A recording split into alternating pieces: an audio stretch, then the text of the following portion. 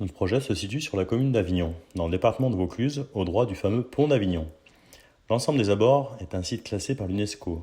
La CNR réfléchit actuellement à restaurer les perrés maçonnés qui constituent les berges des allées de Loul à l'identique. C'est un exercice imposé par l'architecte des bâtiments de France.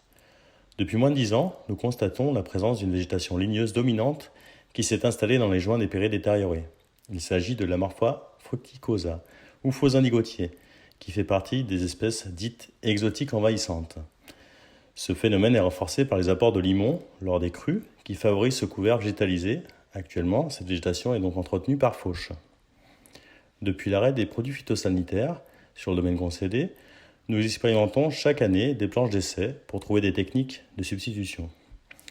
Notre solution est simple, travailler sur une technique de dévitalisation écologique permettant de remplacer le fameux glyphosate entre autres. L'opération consiste à perturber la plante en écorçant au préalable son tronc, puis en appliquant un pansement étanche permettant d'injecter dans un milieu confiné une solution acido-saline à l'aide d'une seringue. La plante ne perçoit pas immédiatement l'agression et dépérit en quelques mois.